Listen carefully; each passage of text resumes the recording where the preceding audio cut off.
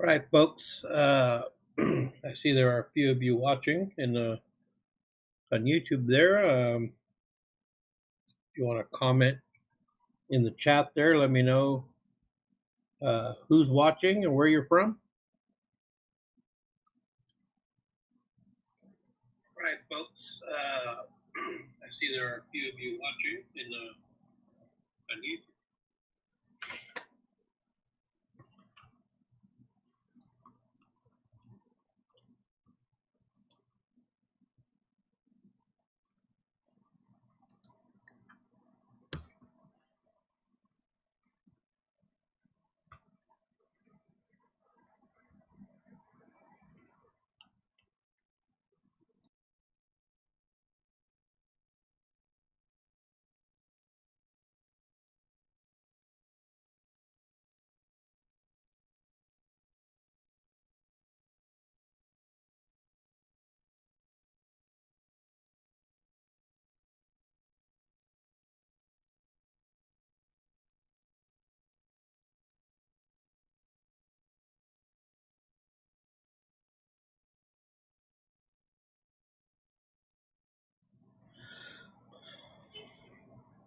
So Terry left himself a tough shot on this 9-ball, but he's looking to back cut it. And he needs to control the cue ball so that it stays kind of like this in this area. Well, two things. He hit it right into the point, and two, he hit it way too hard. He would have been left with a bank. So Scotty comes to the table, and actually Kelly is playing, sorry. Now, the thing with this ball is to hit it thin so that it comes in like this. And if you shoot that same shot with inside English, it'll reverse back that same route. If you hit the spat, then you bring the scratch into play, and just like that. That's what happens when you hit it too fat. If he'd have hit it with a low inside, then it would have come out like this and came back. But hitting it with inside, you have to hit it very thin so that the cue ball touches the rail here. But instead, he hit it thick, which brought the corner in play and scratch and gives Terry ball in hand. So that was a very big missed opportunity there.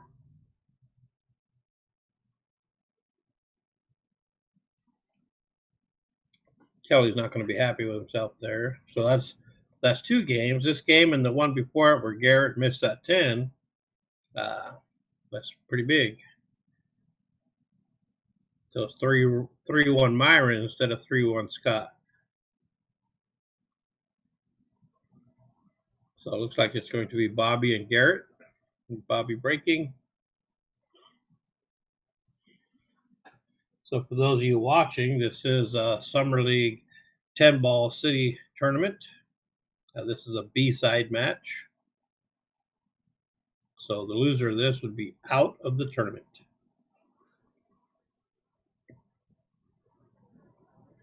It is a race to 10, and the Summer League rules are pretty much BCA. I'm not sure if there's a difference other than there is no 3-foul rule. Other than that, I think it's pretty much the same.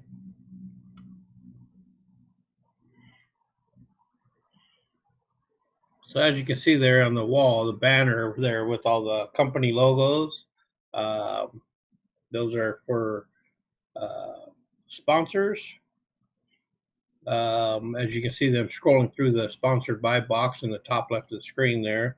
The one missing from the banner is Gary Bradley Trucking. They are our most recent sponsor, and they will be on the new banner that we are currently having made.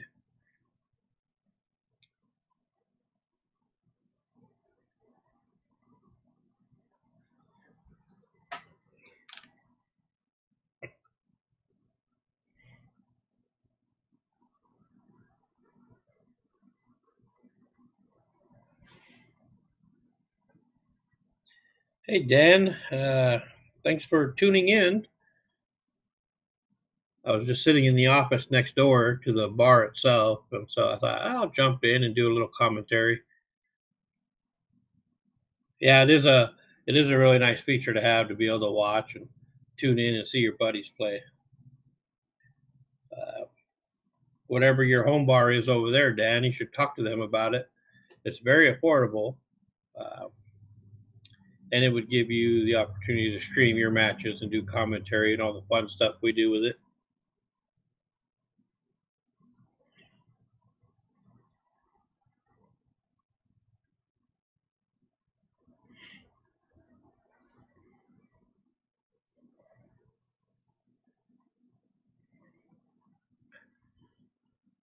So Garrett comes to the table with basically a bank, and playing an offensive bank doesn't really produce any shape for the three.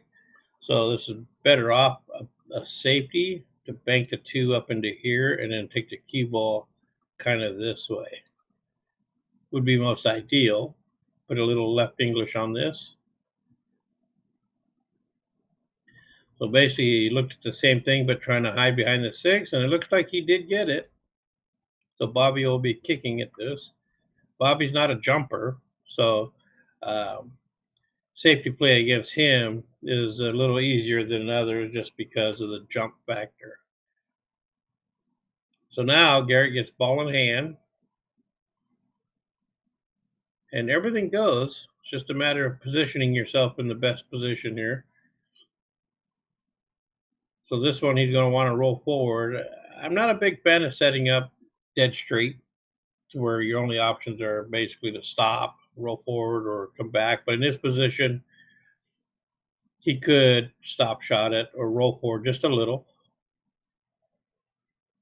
So the tough part about that is he pockets this ball. His cue ball is going to stay somewhere in here, and you see the four ball right here. Now, ideally, he would have wanted to have an angle to come out kind of like this and back out for the five in the side. And having to use a crutch is just going to make it a little bit more difficult.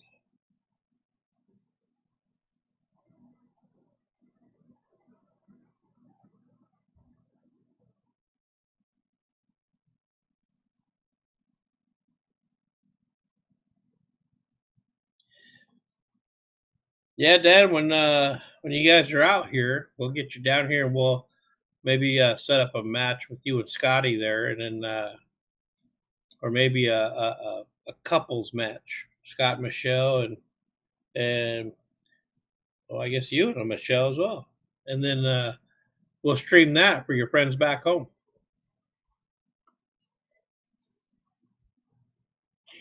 But as you can see, Garrett tried to force an angle. It's very tough to do with using the crutch. Um, Basically, the most ideal thing to do if you have to shoot with one is to just pocket your ball and limit what English you have because it will throw the ball off. So now it looks like he's having to kick, and he can kick it coming this way and basically use a seven as a backboard to funnel the four into the hole. So it actually makes this a higher percentage shot. I'm not sure what he's trying. Oh, he's trying to masse, which I'm not a fan of that. And as you can see, it makes the target very small. And he hit the seven first, so this gives Bobby ball in hand. And now if I see, so Bobby's going to come and draw back this way. Now for me, I'd want to put the cue ball more in here and let it travel a natural path this way.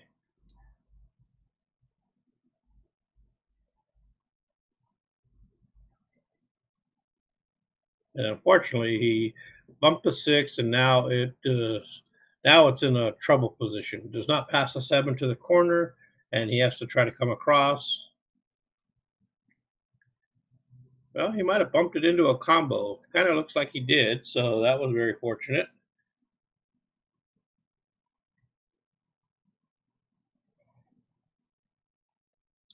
So, Dan, have you run into Dave? I showed him my banking system while he was here, and it kind of looked like he was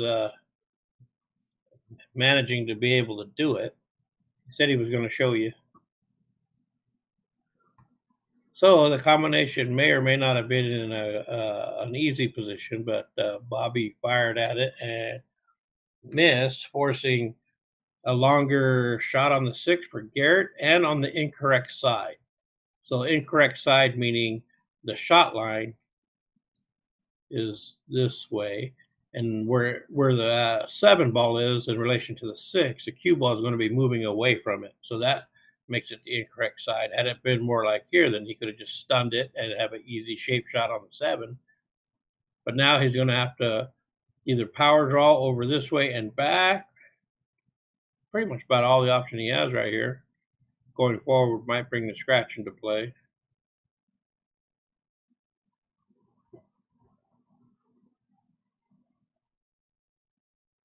Ooh, you hit that too good. Oh, very fortunate there. Okay, so now, as you can see, you look at the shot line.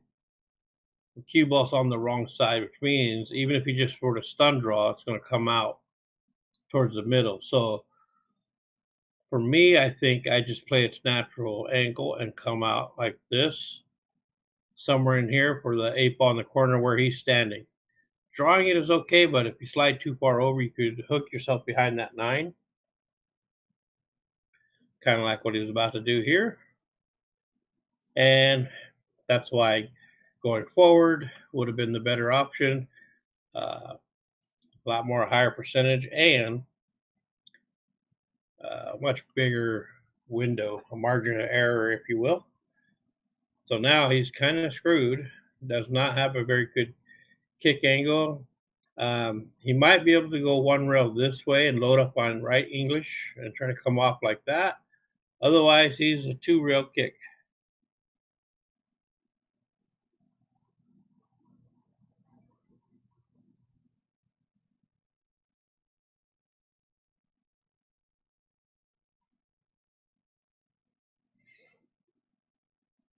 Yeah, Dan, it's a little bit it can be confusing in the beginning.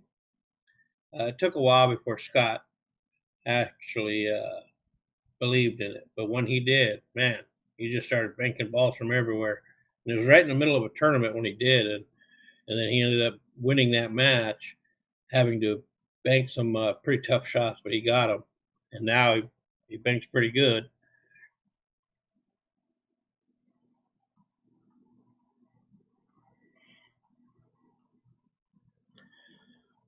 The one key thing with that banking system is it's the only one I know of where it brings your aiming point to the actual ball. It's not on the rail. It's not spot on the wall. It's not anything in the distance.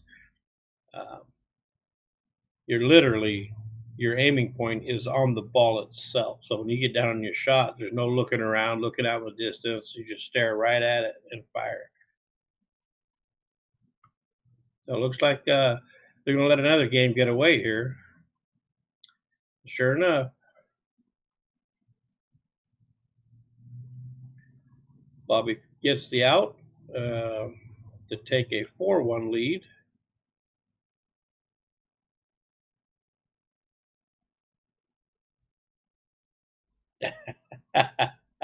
That's pretty funny, Dad, but yeah, I could totally get that. I've seen it.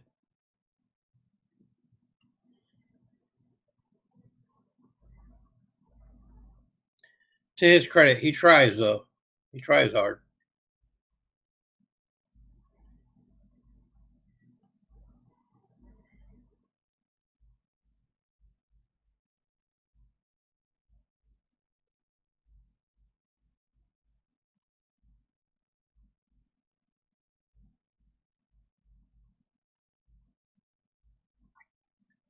Looks like Scotty's getting a pep talk from Cody. Okay, it's Myron to break. So this is a game of the captains here.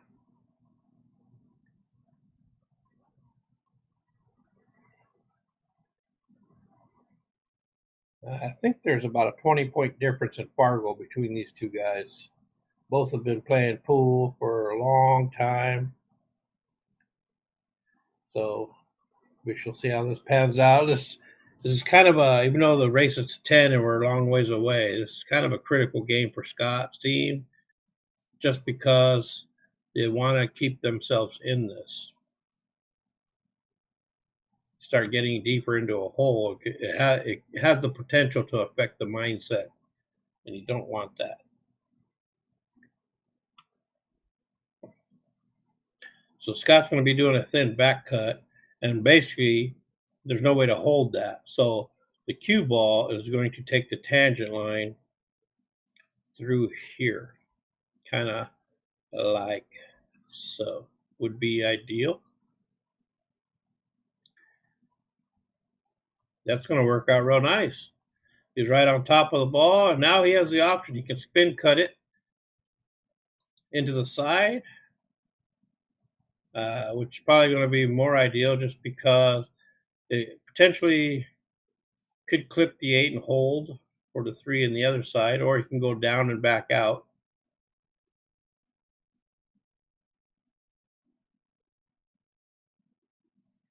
Okay, so now, as you can see, the 3 doesn't pass a 6. So what he needs to look at here is playing safe. Don't try to get too fancy. Don't try this combo. You can call whatever, but the ideal thing is to maybe, I think, well, it looks like he's actually legitimately going for this. I would not, just because it's so low percentage, and you don't know how the 3 is going to lay out, even if you were to make it. You got pretty fortunate there that the 3 is laying bad. I would have thinned it and put the 3 over here and then just take the cue ball down here underneath, forcing MYRON to do a kick or a jump.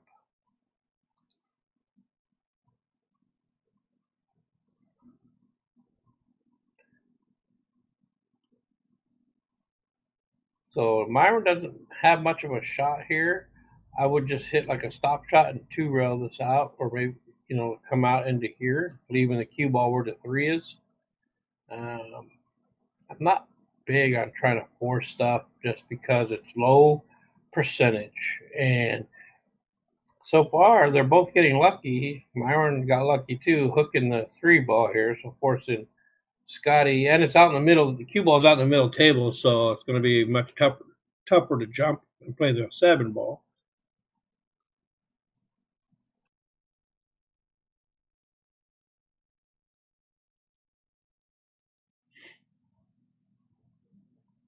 So he could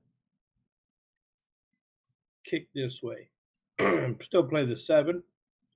3 ball will come in and make that. You wouldn't want to hit this with power because you want the 3 to sit in front of the pocket. Let the cue ball come out into this area. He could just play for a hit and kick off the top rail as well, but it looks like he's going to go with the shot I first drew.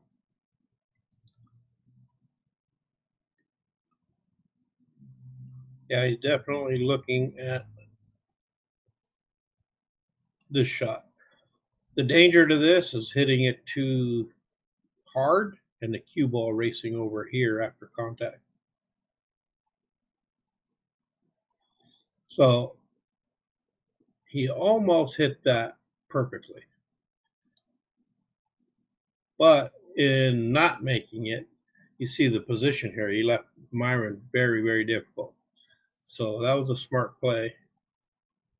But you see, had he made that, then he would be kicking at this 3 ball, which would not be good. And there's no 1 rail kick. So literally, this is a 2 rail kick. And it's tight because you got to get by that 9 ball as well. So it's got to come in from this angle.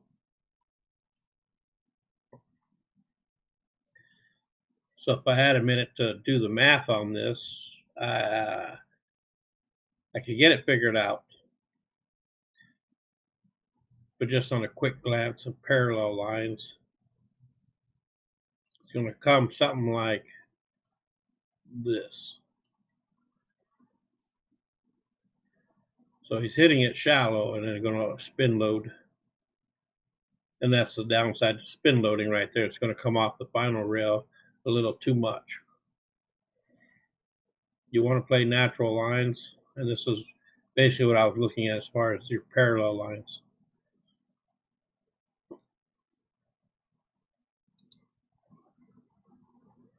So it looks like from where Scott's positioning his ball, he's just going to clip the 3 and pocket the 7, and then shoot the 3 next in the same pocket is what he's looking to do. So we'll see here.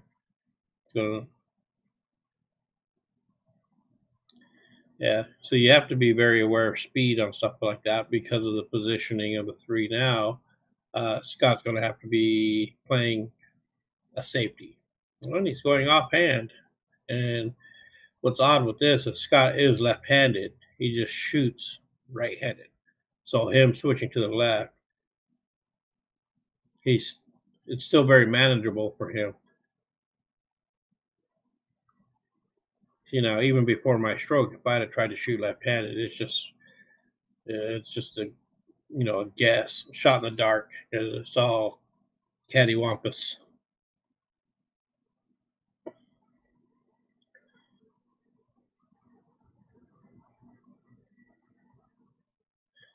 See, there's a few guys in the league here who have a tendency to try mass A shots all the time. They're very low percentage. They're very hard to control. They're hard to gauge. If it's not, some real slight curve, I don't ever bother with it just because it's low percentage. And the ball I'm trying to hit has to be pretty much near a pocket, or I'm just not concerned with anything other than maybe grazing an edge of it. Definitely better options that are higher percentage on working for you.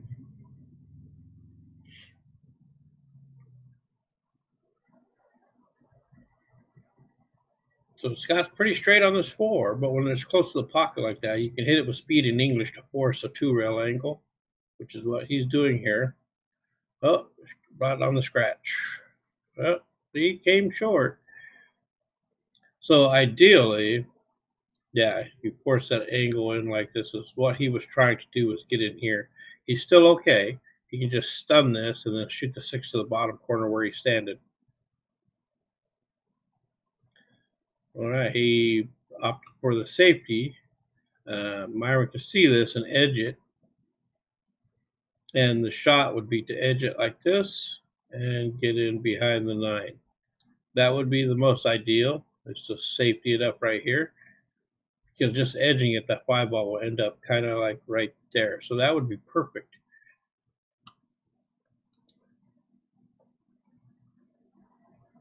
Trying to hit this a little fatter and banking the 5 out for something. You're playing with fire right there. The thing is to edge it and get in behind the 9.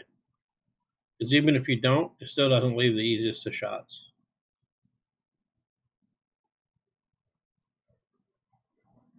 We certainly didn't want to do that. But see, that's what happens when you take too big a bite.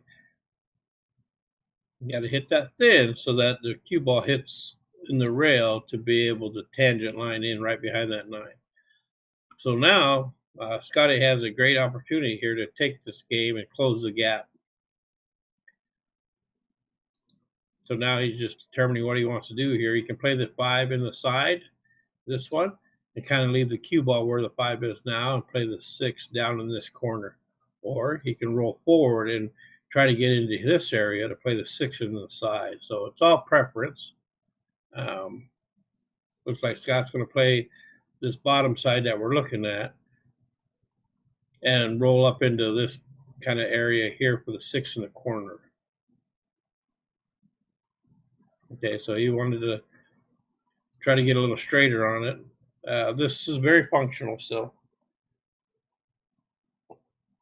Just like so. And so now, as you can see, there is an angle, which is what you want so that the cue ball can come out this way. Ideally, that's what you're looking for. So he would have preferred a little bit more angle, but that's very manageable. But the draw shot wasn't it. A center punch would have brought it out this way. And by that, I mean hitting it dead center and then with a little bit of force would force that ball out into the middle.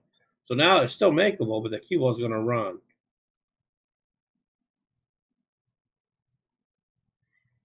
And he hit that pretty darn good.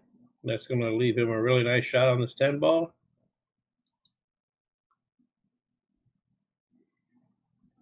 Which I fully expect him to make. So that will narrow the gap to 2-4. And they get to break. So nice job, Scotty. Way to get out. In fact, Terry will be racking the next game, and it's probably Kelly. I'm guessing it's Kelly versus Terry.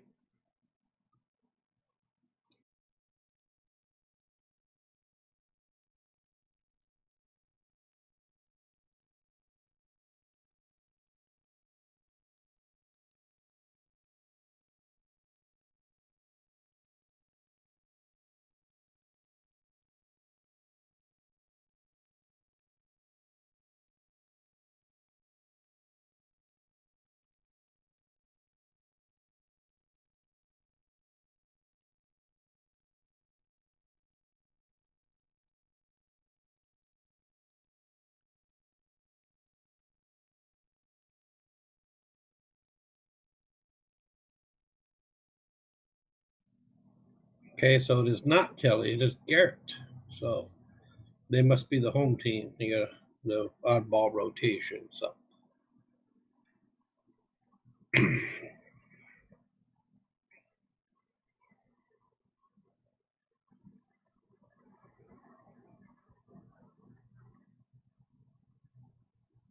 that never fails. Last ball rolling gets in the way. Otherwise, that would have been a really good break. Uh, so you could, if you wanted to, I guess you could come in here and play a kick and just to get a hit, but you don't want to slow roll this because something has to hit a rail. But as you can see, with the one stuck to the 7, it's going to want to come down here. So you don't want to just leave that shot. Then the other negative to this is if you hit the backside, kind of like in here of the 1, the cue ball will track to the pocket. So you almost want to just call a push out here. So those of you who don't know, you can do a push out or a roll out. First shot after the break. Either player can do it. If you don't like what's available on the table, you can call that and then do anything you want. You can pocket balls, you can hit, you don't have to hit a rail, you can just bump the cue ball if you want, and then your opponent would have the option to shoot or give it back to you to shoot. So he opted to just kick, and at the speed he was kicking, Terry would have had a shot. The one ball would have been sitting down in here, and the cue ball would have been around in here. But as you can see, he missed and hit the 7 ball, which is a foul. So Terry's just going to play a stop shot here, maybe drop back a little bit. He'll play the 2 in the corner right by his chin. So yeah, the 2 balls come in here, and you can see if you look at the shot line, he's on the other side, which means the cue ball, just with a stun shot like he just hit, will drift this way for the 4 on the side, just like that. So now he has to figure out how he wants to get from the 5 to the 6. So the most ideal way would be to just play the 4 here and stop the cue ball right here. And then you can play the 5 here, which will give you an angle to draw back up this way if you prefer, or you can draw out this way.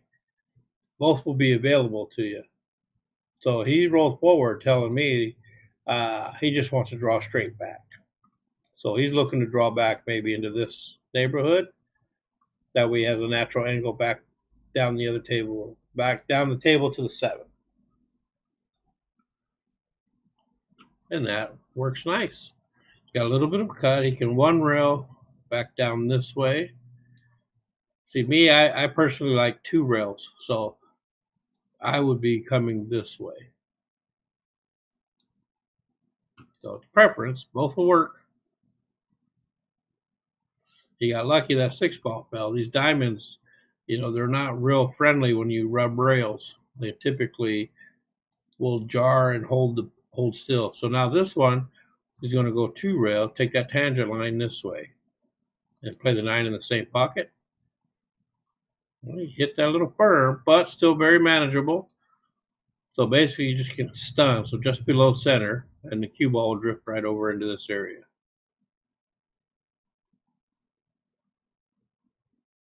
And there you go. So they're going to put their lead back to 3.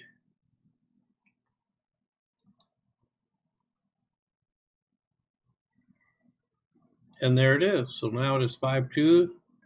The lead is back to 3 games. And it's Scotty again.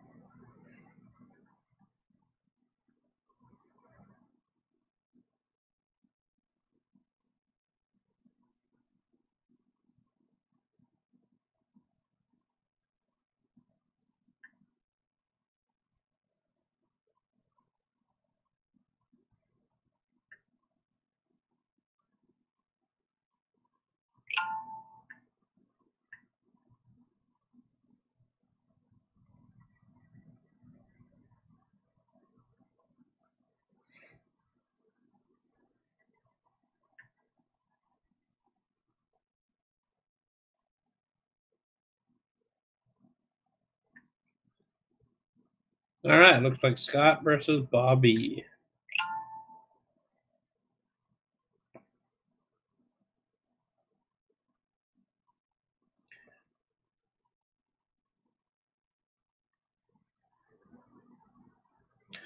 All right, sorry, folks. I just took a minute there to share the link around on my Facebook and Yakima Pool Tournaments page as well. So feel free to share with anybody you know. So Bobby made a ball, and he has a shot on the 1. He can play a little bit of a draw to clip the 3 and then come out this way, and then that'll leave him the 2 in the corner or the side, whichever way he prefers. Well, he clearly wants a side, but as you can see, the 3 went down table, and his cue ball's on the wrong side now, so it's going to be tough to get down there for that ball. So it's important to understand when you're doing shots like that to use the correct power and understand what balls are going to move and where they're going to move to, so that you don't do this to yourself. He's forced to kick.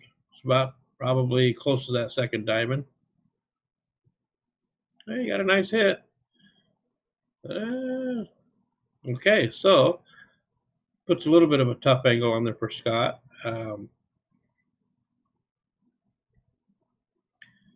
He can pick either corner because the 4 ball goes to both as well. He just has to be very cautious of what the cue ball does. Okay, he's playing the back cut. So if he draws it, the cue ball is going to want to come towards this 9. So if it hits it thin, it will scratch. If it hits it fat, it might get above there and even hook. And he may even try to come down this way.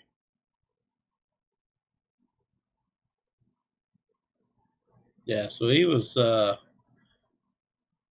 grasping at straws there just because, as you can see, he really didn't have a whole lot to go with on the 4 ball.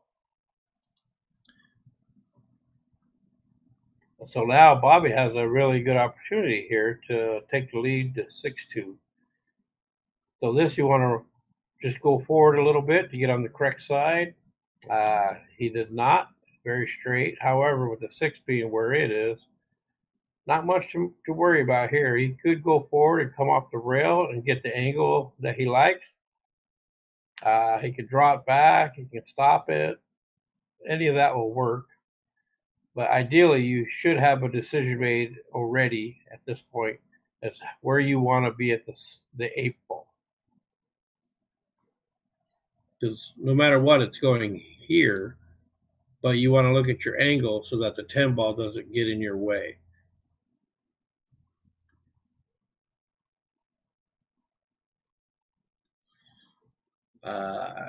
Not a fan of that one. As you can see, it's very 50-yard line. Brings in some problems here. He could play safe and roll up on the 10. I don't anticipate him doing that. My guess is he's going to play a bank to this pocket.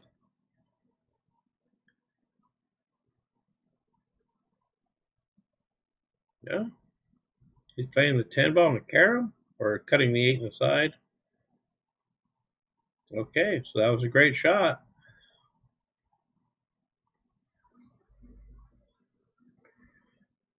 So this one, you definitely want to you don't want to move the cue ball a whole lot.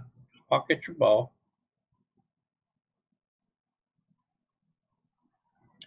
As you saw, there was quite a bit extra elbow in there.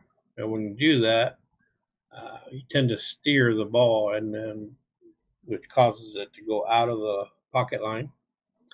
So he's got a thin cut here. So he's got a few different options here as to shape. He may want to shoot with inside English to make the cue ball come down this way, and go outside, any number of things. Looks like he's going to be doing the inside. Oh, that's going to work. Oh, yeah, that's going to work nicely. Nice fortunate bounce there. Close the gap back to 2 games.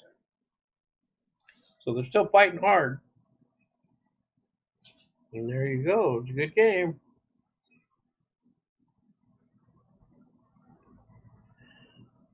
So now, is it going to be Garrett or Kelly? It just depends on how the home team rotation, where they're sitting at on that. So it's game 7. So this will be game 8.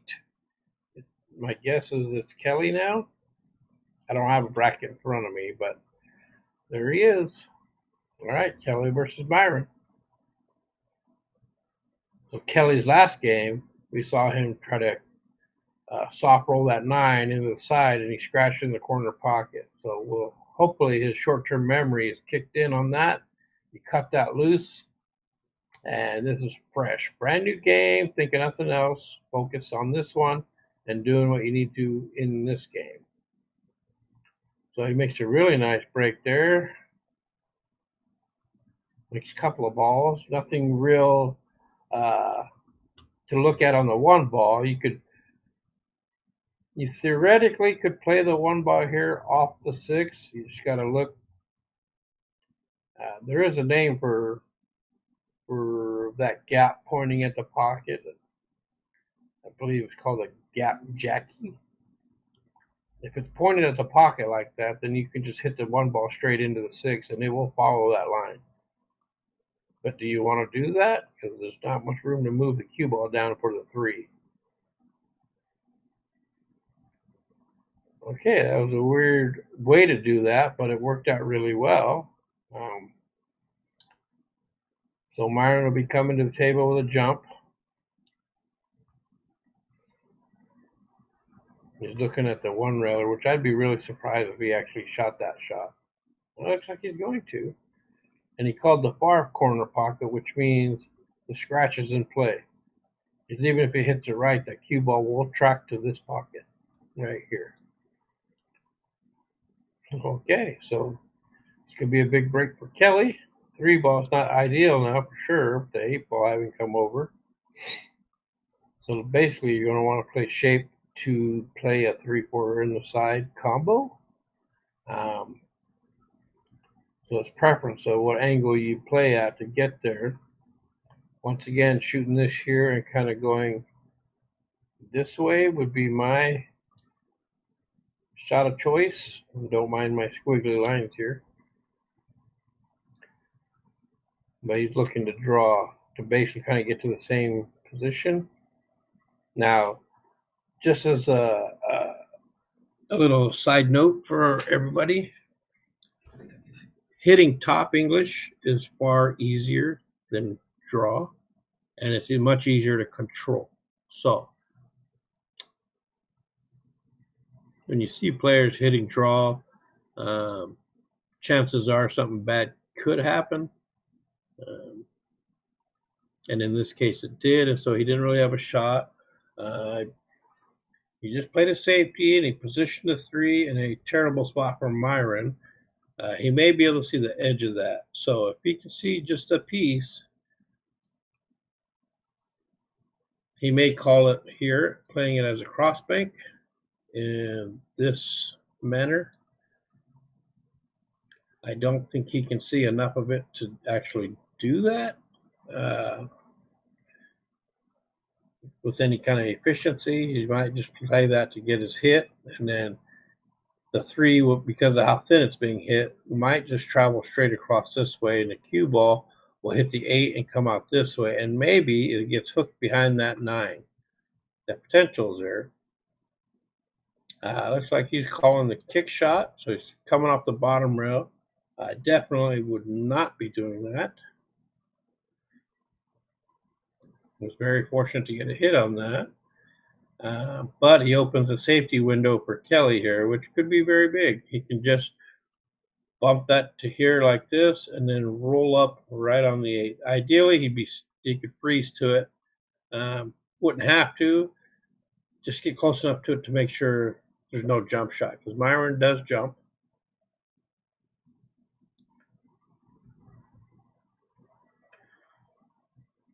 Kind of hit that what seemed to be a little carelessly. They just walked up and hit it.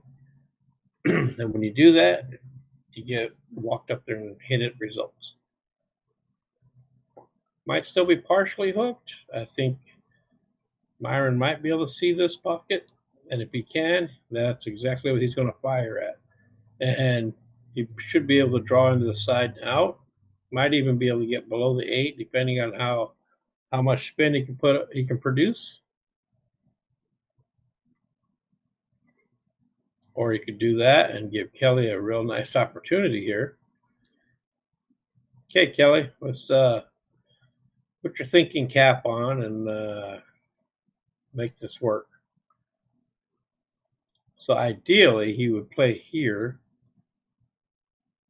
or maybe like here, and just draw out into this position. I don't know that he can see a top corner pocket to just be able to roll up into that position to play the 4 here. Okay, so it looks like he's recognizing that. See, that's actually a smart play right there. So now he's not having to stroke over the 6 ball, but yeah, he can produce the same results. That actually will work perfectly because its tangent line is going to come out like this. So it's just all speed control to get into this window here to play the 6 to the side. The straighter would be better. That actually worked out real well too, because now he can just roll forward just a hair. You want to leave a little bit of an angle. That way we get here, and then the cue ball can come out like this for the 8. In the safe pocket, he's shooting the 6 in. Okay, so he rolled forward, which still works, but it's just going to leave a much longer 8-ball shot.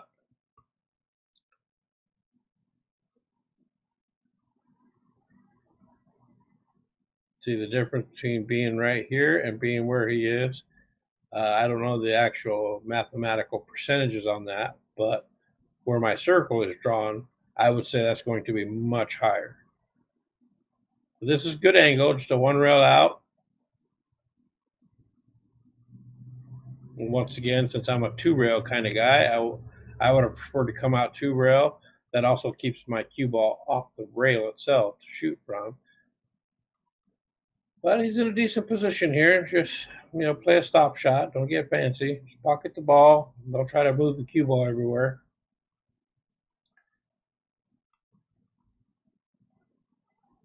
See how he shot that rather fast, rather quickly, and that could be costly. It's going to extend the lead again. I fully expect MYRON to 1 rail that, and if I had to guess, this cue ball is going to be somewhere in here. Now, if you just hit this with center left, you could come up straighter and be more like that instead of the back cut. But with the cue ball near the rail, it's going to be very tough to put anything other than top. So it will roll forward a little bit. And as you can see, he's about where I drew my circle. So he has a back cut. Not a real difficult shot, but anything that's back cutting like this can bite you in the butt. So we'll see.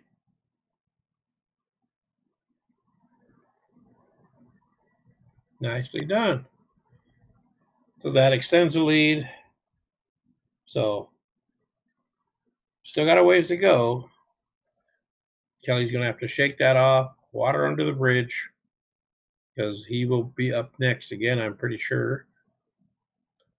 Scott versus Terry. So Scott's going to need to do his part again here, and pull out another victory to close that gap. Because one thing with Kelly, I witnessed watching with him, playing with him in Vegas back in February, is that he will get going. His worst enemy is himself. When things don't go his way, he'll beat himself up in his head, but he will get going.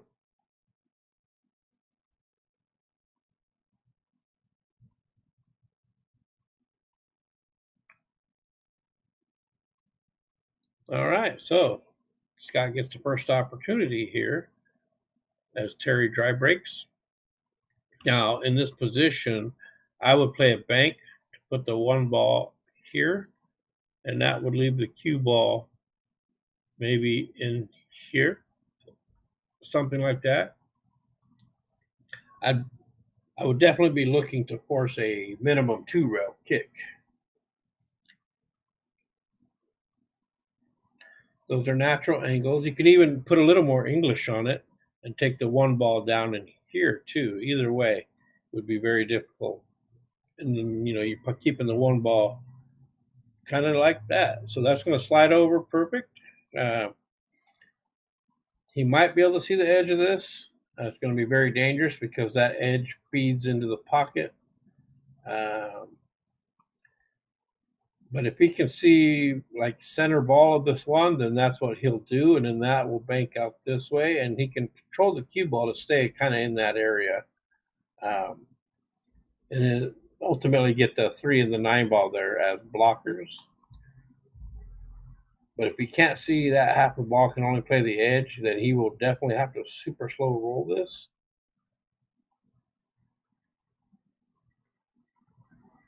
And as you can see, he did recognize the trouble, and that's why he opted to go rail first. But if you don't dial in the exact spot on that one ball you're looking for, its tangent line takes you into the pocket. Now, our summer league does not follow the 3-foul rule, so Terry's pretty fortunate there because this table is set up to for a three foul real good here. But because it's not a thing,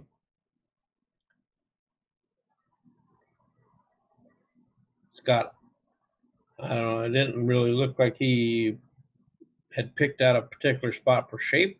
He just wanted to roll out there. The 10 ball he wanted to clear, which brings the 5 ball into play. And so he definitely should have took a closer look at that. He could have probably even played the 1 in this pocket and take the cue ball out this way for a guaranteed look at that too.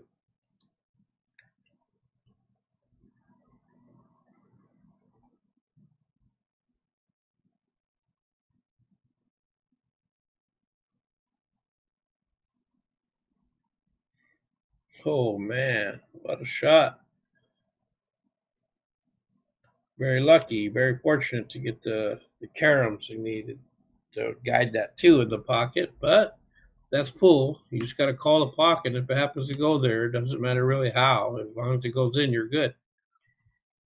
And so once again, you're going to graze this edge and try to park it between the 8 and the rail there, just like that. That was actually really nicely done. Real good speed. I don't know if Terry can see this edge. If he can, even just the slightest bit, that's what he'll be going for. And if he hits that edge, it should fall in just because of its proximity to the pocket. So it was super thin, and he managed to hit it on the way out. So he leaves it hanging. Now, doesn't appear that, or maybe he can, but he might just go rail first anyway, just because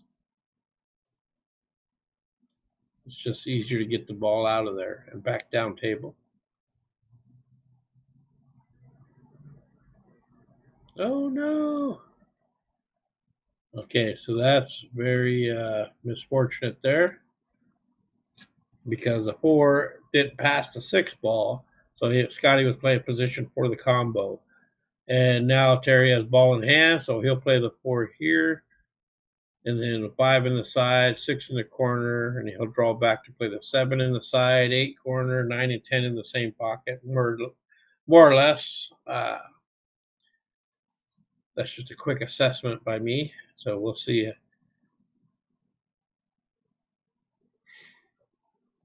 So with this shot, there's a little bit of an angle, so I would go to the rail and back out just a little bit. Well, he opted to just stop shot it, which is fine. But for me to go to the rail and out would merely be to create a different angle. So I would have wanted to be more kind of in here so that I have a natural angle to come out this way for the 7 in this side or corner. Um, but these things are all preference. So my way isn't always the correct way.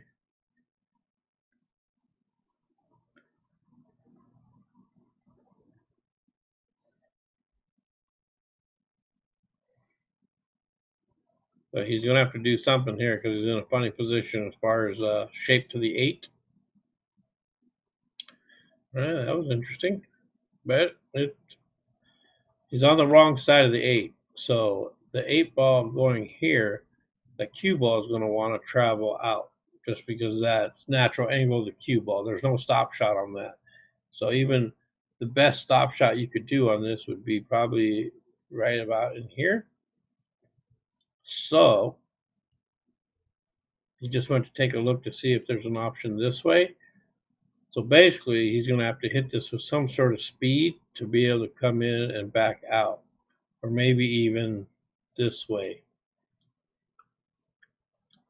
He could go forward, but then it's going to have a lot of power on to travel all the way down table and back up. So it looks like he's loading up on some draw here. Might be coming around 3 rails.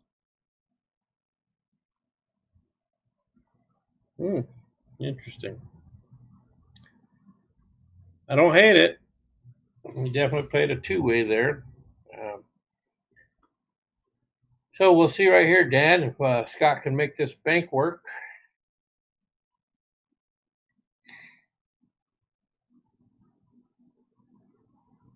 No, he's playing safe, so he's going to thin it and get on the other side of the 9-10 down there. Yeah, see, he should have just banked it because look at that. It was right on line. So now Terry will play the side pocket and probably 2 rail out this way. It'd be my guess. Well, I just missed what happened here. I didn't quite see.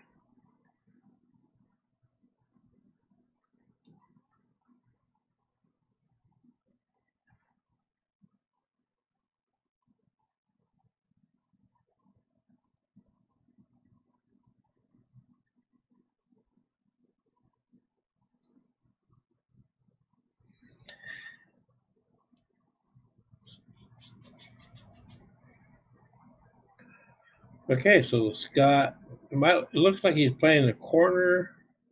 I think I would play the side just because it's easier to get the cue ball back up table. But he hit that like bunny. Unfortunately, well, he's lucky it rattled in there and stayed there because had it come back out, he wouldn't have really had an opportunity to cut that in the corner. So now he can play the bank. He can play a safety by just hitting a stop shot, leaving the cue ball right here and letting the 9 ball kind of bank out this way. He did call this pocket here, so I don't know if he's intending to cut that or if he's playing a 2-way.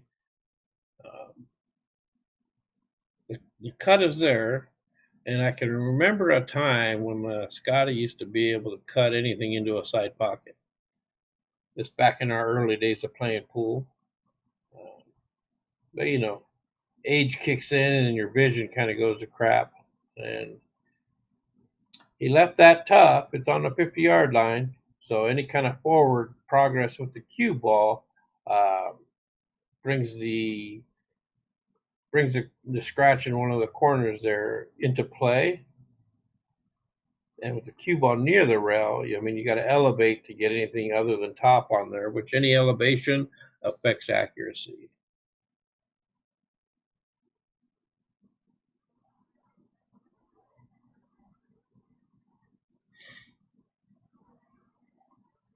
Thanks for that update, Dan. Now I get it, because I turned away for just a second. Next thing I knew, the 8 was there and Scott was coming to the table. I was like, what happened?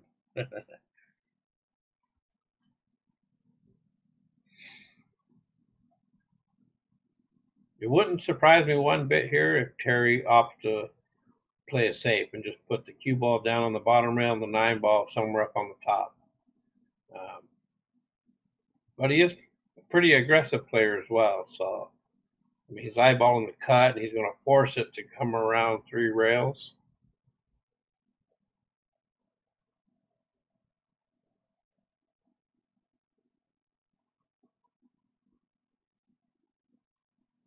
Yeah, well, he's not going to leave it easy. So now we'll definitely see if Scott is feeling banky or if he's just going to play safe. Okay, he's looking to play the bank. So now on this particular one, the way I do it, I would do it with inside English to force the cue ball to follow in and go this way. And there's an adjustment to that. So he's going the other way, and the way you're supposed to bank with the English outside. And it worked. Look at that, Dan. Center pocket. Weird how that system works, huh? But the thing is, once you get to a point where you can trust it and believe in it, you'll make a lot of those like that because you're shooting the shot with confidence. Nice job, Scotty. Way to get that game. That was big.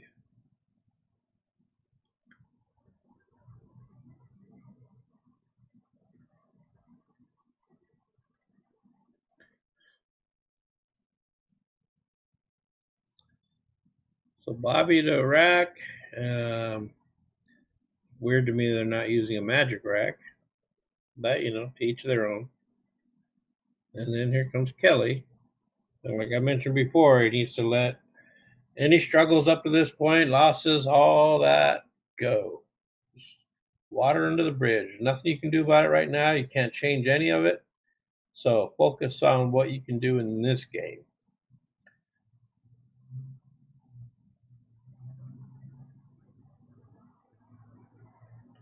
So you see how his one ball made its way to the top rail, and the cue ball, once it's stunned, it took off going forward, which means he had top spin on that ball. The way to fix that, he can break the same way, same stroke, same everything. But if he were to move the cue ball back towards the head rail, maybe a quarter turn, then he would have hit closer to center, and the cue ball would still be in this area. And basically what I mean is your distance, the cue ball's distance from the edge of this rail. Your shaft comes in lined up to a certain point. So if you move the cue ball back that way to here, that raises your cue's contact point. So from where he hit above center. So he would need to move it away a quarter turn more, and that would bring his tip down into the center point of the cue ball. I may have butchered explaining that, but so now with no shot and no real kick angles or anything, his best bet is to just call a push, force Bobby to decide on what he wants to do.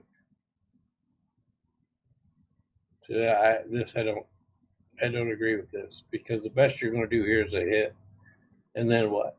That's going to let Bobby have a good look. Well, now it's even worse because you failed to get over. So he should have played a push. And a good strategy for push shots, whether it's 9 ball or 10 ball, is you want to force them to give it back. So you don't go and hook yourself. so that when they give it back, unless you're really good at jumping, then you're intentionally leaving a jump shot. That's one thing. But you basically want to have them look at it and go, I don't like it. Go ahead and have it. And then you go up there with the full intent of playing a safety. And that's it. So look at where you want to leave your ball, give them a kind of edge of a ball or a quarter of the ball, something like that, where they could get a hit at best. Um, you know, because if you leave any kind of a makeable shot, even if it's difficult, a strong player will probably swing at that, and then their chance goes up of making it. And if they do, then you're probably in trouble. So always push out with the intent of playing safe next.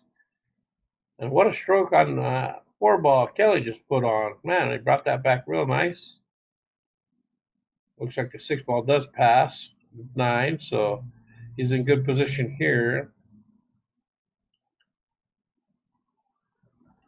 So he may draw again, or he may, if he has enough angle, he may go forward and back up table.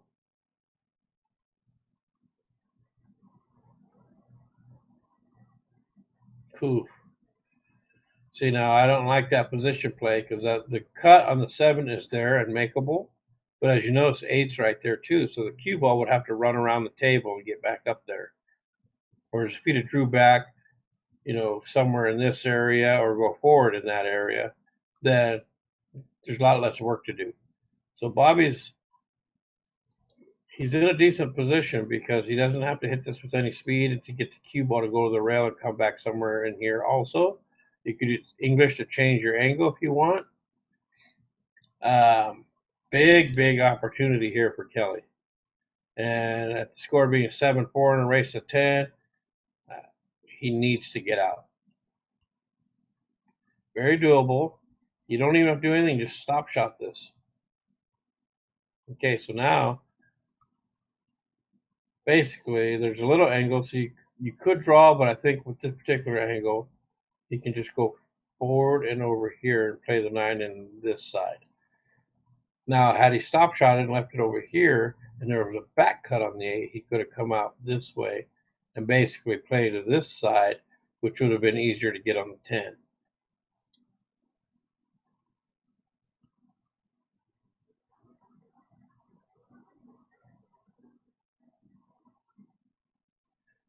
And he hit that really well. You can almost call that was perfect. He's got a little bit of an angle to just drift over here like that. Don't get too fancy. Don't dig in on your draw because then you could pull it into the pocket. Don't get afraid and leave it somewhere like right here because that will piss you off even more. Just go ahead and stun it. Use that little angle to get out into here, and that's a very makeable 10 ball. Okay. Kelly's a little amped up. Still very makeable. I totally expect Kelly to drill this. The thing is, don't overhit it with power. Don't just pocket the ball. There you go. Nice job, Kelly. Way to get out. Pick up a score for the team.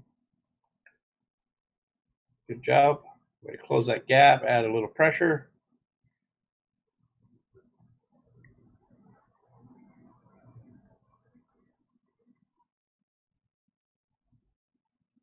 So, Dan, I just read your comment about the 3-person league thing.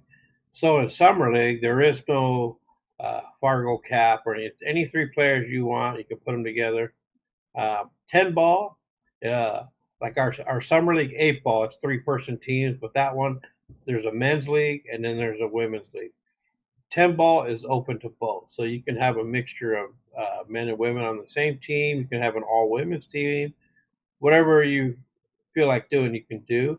It's BCA rules. It's not Fargo based, so there's no cap. You can have any 3 players. That's why me, Josh, and Poncho play all the time. We have for many, many years. And it's one of the few things we can play together just because our Fargos would take us over pretty much any cap people would assign.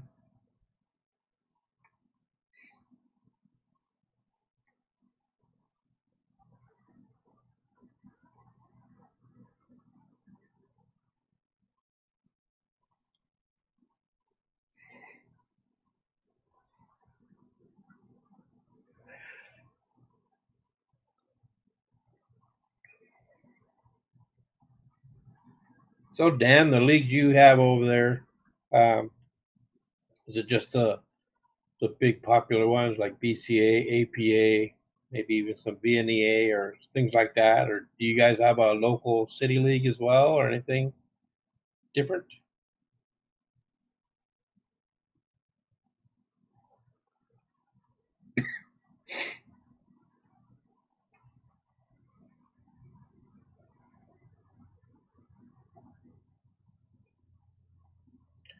So it looks like Myron came up a little short. The cue balls, two balls close enough to the rail where cutting that from this particular angle would be almost impossible. So you're definitely going to want to be playing the bank to stop shot it right there, kind of like that.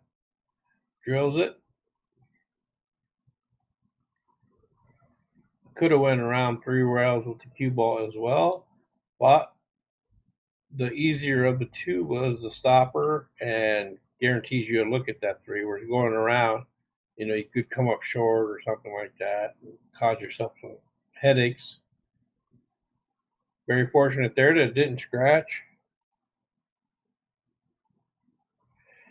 Yeah, Dan, that's true. Josh had prior commitments in Spokane, uh, and so we could have played our first match Wednesday night, but he wouldn't have been able to play Thursday or through the weekend. So instead of playing Wednesday, we just decided to drop out, and that way, whatever team we would have played Wednesday wouldn't have,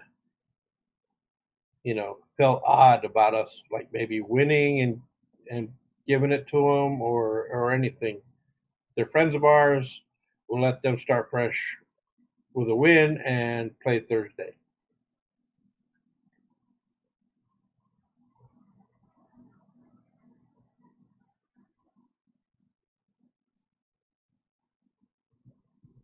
Yeah, AP is a pretty big league. It's pretty popular, and there was a stretch of a couple years where we had an AP league out here, but we could never grow it out past.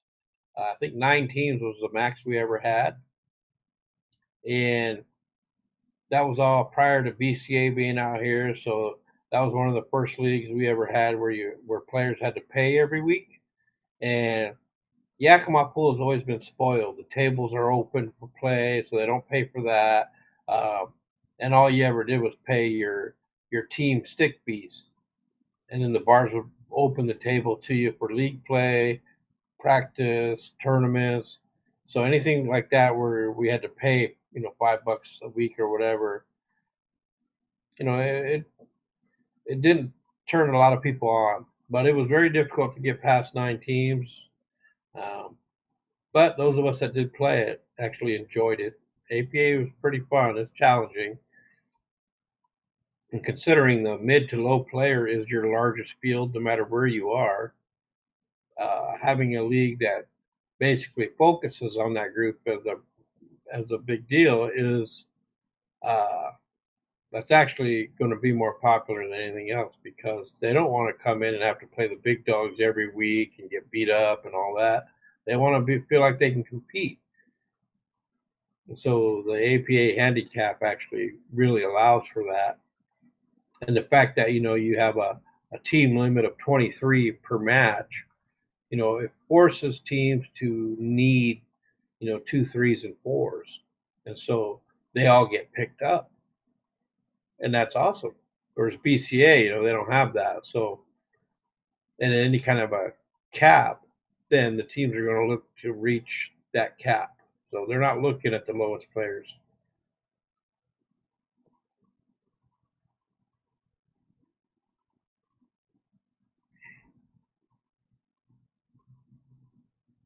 Hey, the old 3 row bank in the side.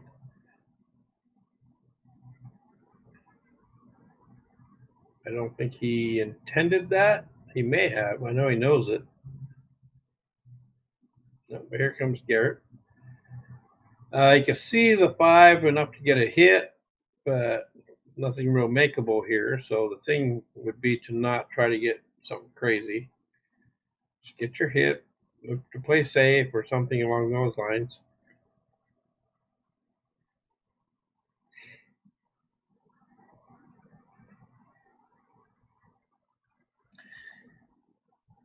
Yeah, Dan, back in our APA days, Scotty and I liked it so much that once our league folded, we got on a team together over on the west side of the state, and we would drive over there every Sunday to play our matches, and then we'd drive back every Sunday. It's crazy. 2 hour drive, one direction just to go play pool. And because we were both sevens, we couldn't play the same game to get, the same night. So luckily they played double jeopardy. And for those of you who don't know, that's they play a match of 8 ball and a match of 9 ball. So they'd be playing on two different tables. And so, I could play 8 ball, then he would play 9 ball, or vice versa, whichever the case may be. But we always both played, which was nice of the team that we got on to, do that for us, knowing, we're driving 4 hour round trip.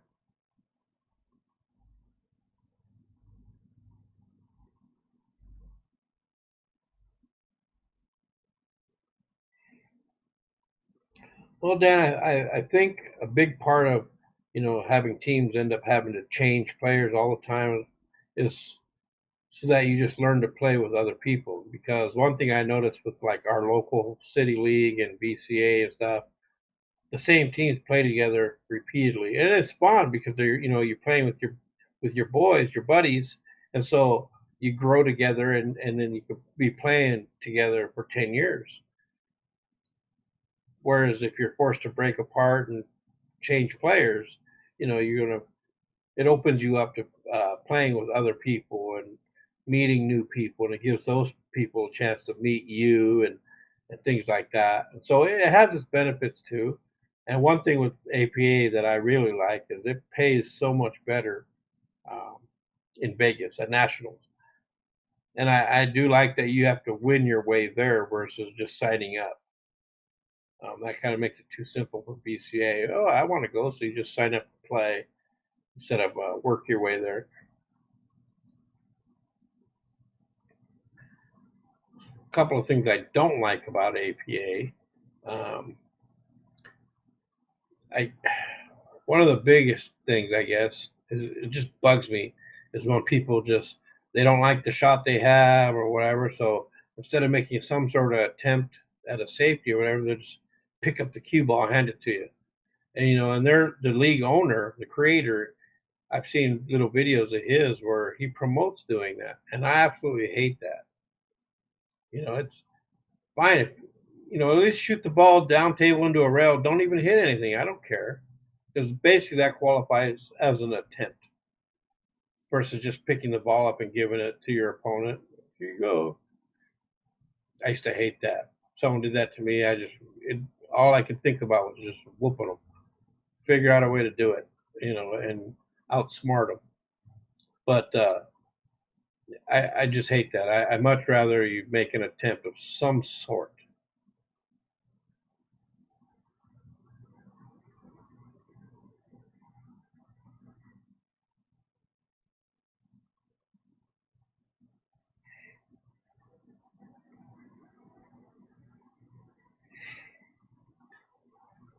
And I'll tell you what, though, man, you pick up twos and threes. Um, it's really good for them because nobody ever wants them. In other leagues and tournaments and stuff, nobody ever wants them. Nobody's going to pick up a two because they wanting to compete and win. And so having an APA league like that, where you're almost forced to pick up low numbers, it really gives them an opportunity to be on a solid team where they can learn something. But yeah, because I was a captain of my own team, and I never once told anybody, "Here, just pick up the cue ball, give it away." Don't ever do that shit. Give it a try of some sort, whatever it might be. All right, I just saw Byron pocket to 10. Not sure why. Um, he might have been trying to kick around it or something, but this brings Garrett to the table, and if he could put it kind of in this area and then take the cue ball like that and go down table, or he can put it like where he is and go to the side rail and out. For me, I kind of like the side railing out route. I just have a better feel for those shots, I think. And by feel, I'm talking about for playing position. I tend to come up short. If I were just a thin cut and try to come down table, I end up kind of more like in this area instead of being over here where I want. And then I having to take a tougher shot. And so I'd rather just set it up like he is and go forward into the side rail and out because I have a much bigger window in here to get to.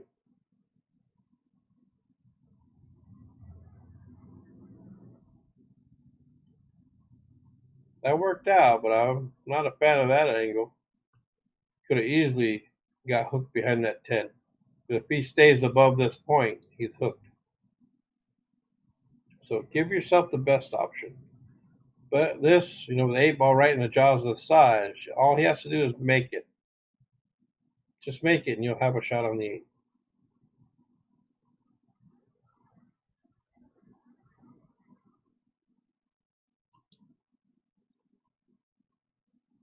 Okay, he hit that pretty firm, but that works. Now we can just roll it and kind of get the cue ball in this area. That would be perfectly fine. Don't get too fancy. Don't try to overdo it or do too much. Just bump the ball in there.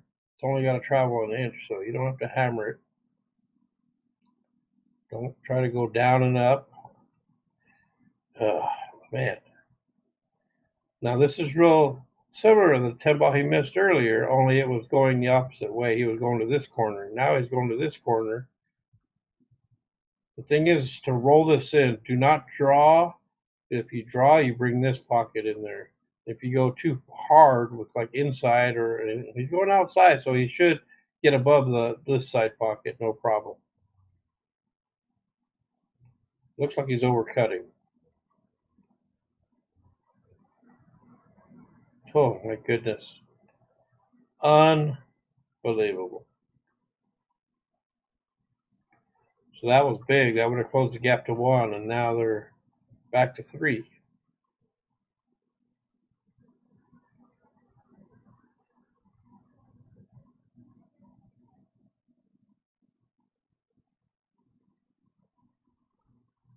So picking up the cue ball and just handing it to your opponent doesn't count as a safety shot? that's that's odd to me.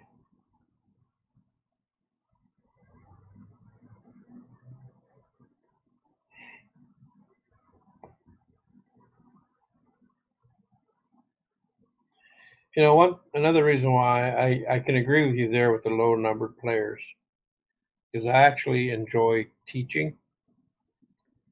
Um, I don't really do lessons for hire, that kind of thing, but I am willing to teach anybody who's willing to learn. But I have run into a few people where I try to teach them, and they're I know, or this, that, and they want to argue, and it's like, stop, I'm done, because I'm not going to do that. If you want to learn, I'll show you, but be open-minded to listen and learn, because it's my knowledge you're after. I'm not after yours. I don't need your explanation of how you would have done it.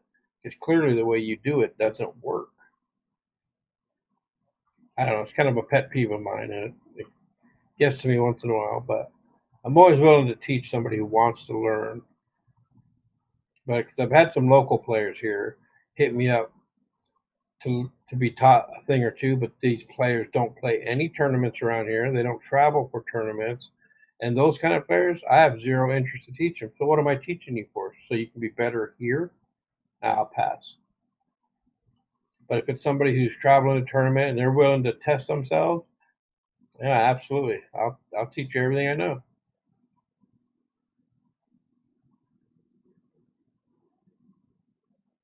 Slow down. All right. Okay, so thing here is to just go forward a little bit, come out right into this area for the 4 on the side. Don't get crazy. Don't get crazy so that crazy things don't happen.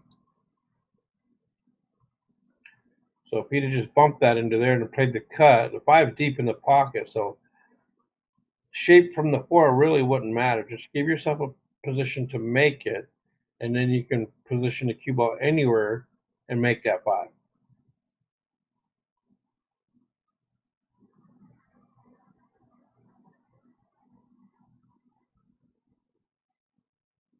So now Kelly's forced to do a jump. You're going to try to pocket into the side.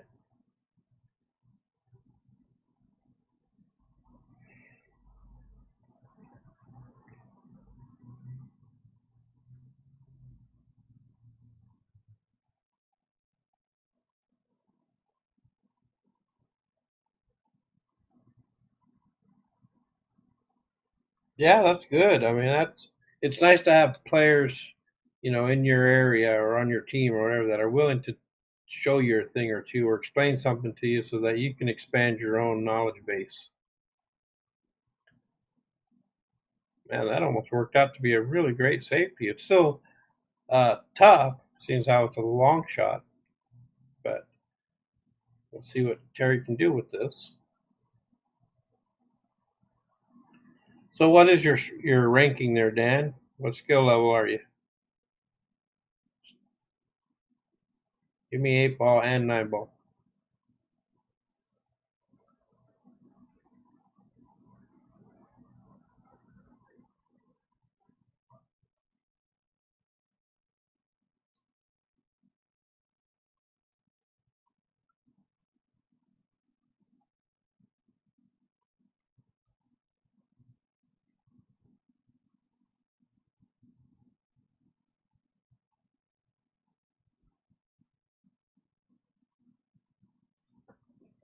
Okay, so he drilled the 4, and he's going to hit kind of half ball, half rail to come back out, kind of on the line he's on now to play the 6 on the side.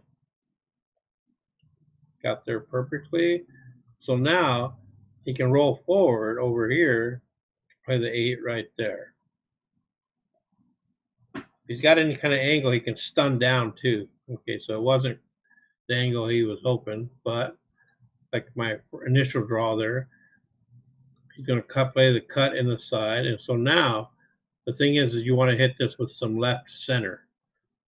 So on a clock base, you'd want like 9 o'clock. And what that does is that brings the cue ball this way. So you can hit it at the speed to bring it there for the 9 on the side, or you can bring it out this way for the 9 in this corner. Those kind of things you want to decide before you drop down for the shot. Don't think about it when you're down on your shot because it will mess you up.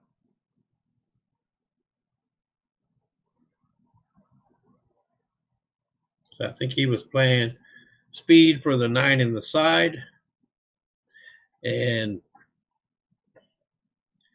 ended up going a little longer than he want, but he's still calling that. He's going to cut it over there.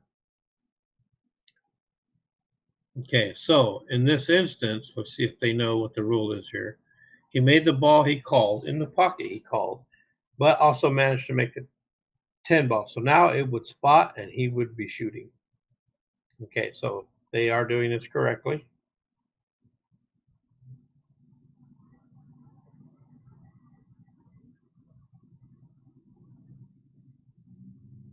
And just like that, they're on the hill.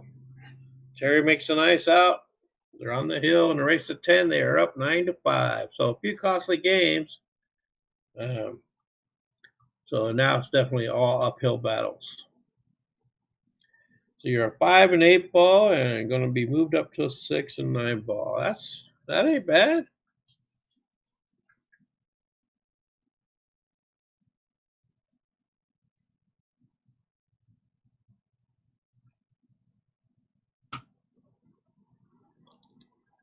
Do you play BCA at all or just APA?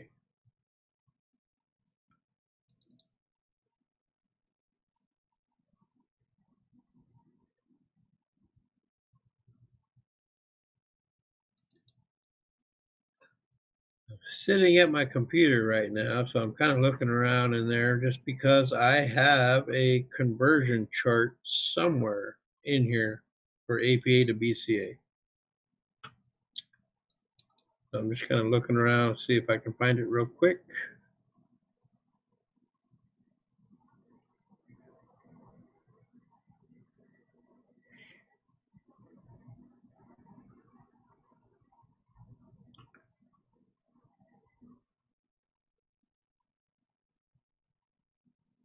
Maybe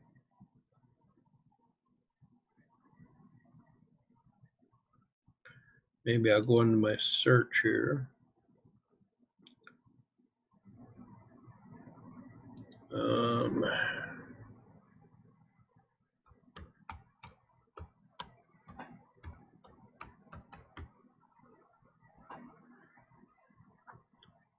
that's good. It does pop up.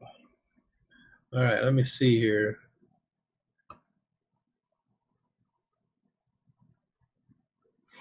Basically, I was playing with this chart just to compare, Yakima players. Let's see if I can get sucker to open now.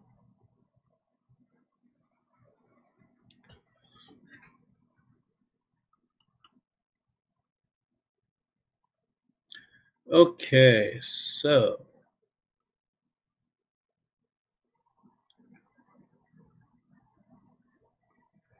that's not a bad shot at all there by Garrett. Playing a nice little safety there, touch safety to get around that. Force Bobby into a one rope bank. He's probably going to call the side. Yep. See, even if he makes us, the cue ball is going to be behind the 8. Yeah. So he didn't hit it full enough. But had he, the cue ball would have been hooked behind the 8 ball. So nice shot there, Garrett. Okay, so my little chart here shows basically an APA 5 falls between a 400 to 500 Fargo. So it's in that range. I mean, that's a big window, but shows 450 to 499 is a 5.6, and 400 to 449 is 4.5. So just depending on where you are in there.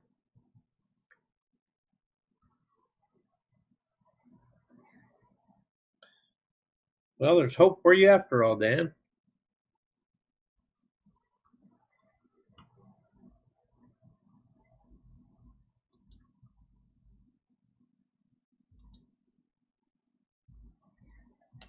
Well, when you're here, we'll have to get you signed up in some of our weekly tournaments. I run a Friday night Scotch doubles blind draw 8-ball tournament, and then Saturday night singles 10-ball, and Sunday night is singles 9-ball.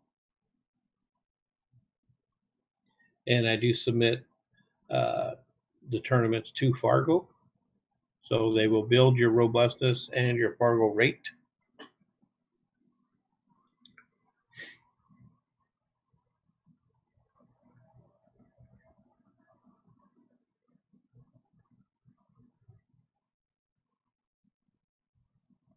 Oh no!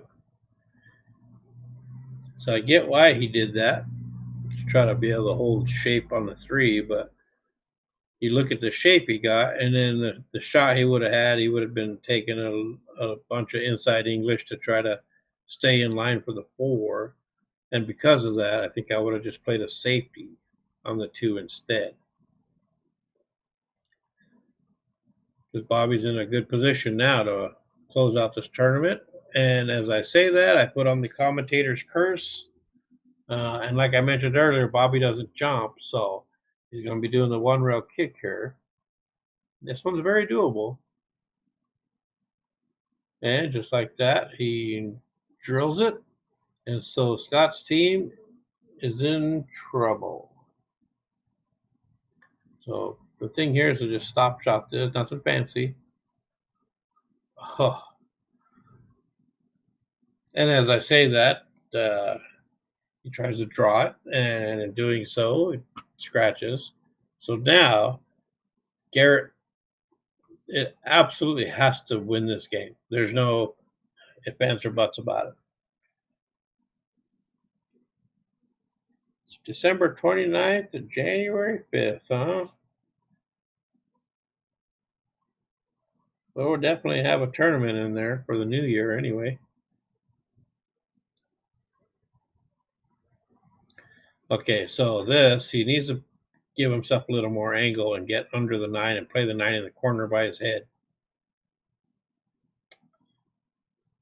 But because he didn't play a better natural angle, he had to force English to get there. So now he could go forward like this and come out this way. But your speed control has to be very good, because if you hit this too fat or too hard, then this scratch right here becomes uh, a potential. Anything you hit with speed deflects a cue ball wider, so it'll open this up if he tries to hit it hard. Okay, good job. Good job, Garrett. We're nicely done. That was perfect speed, as you can see by the perfect shape. Nice work.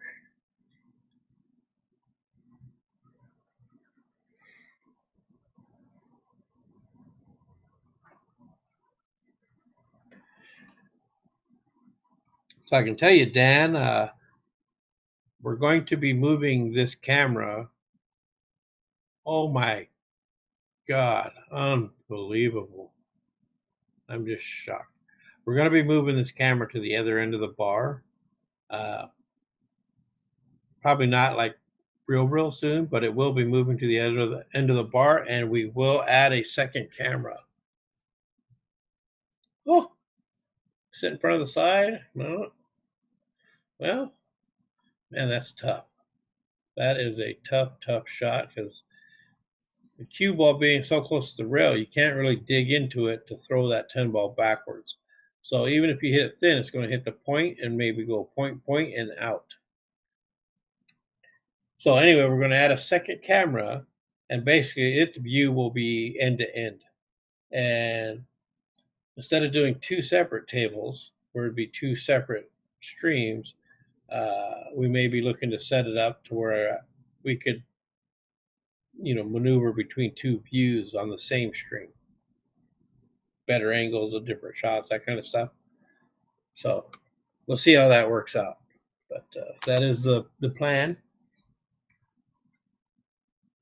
Okay, he's looking to super thin this, so anything can happen here. And unfortunately, that anything was missing it altogether. I'm giving Bobby ball in hand for the match. That was a super tough shot, because like I said, it was super thin. But folks, thanks for tuning in. I'm going to sign off. I got to go next door to go get the tablet. It was nice chatting with you, Dan. Hope you enjoyed the match. You flip Scotty some shit, would you? Tell him to wear a hat. His bald spot's showing. But anyway, I'm going to sign off, guys. Thank you. Thanks for tuning in.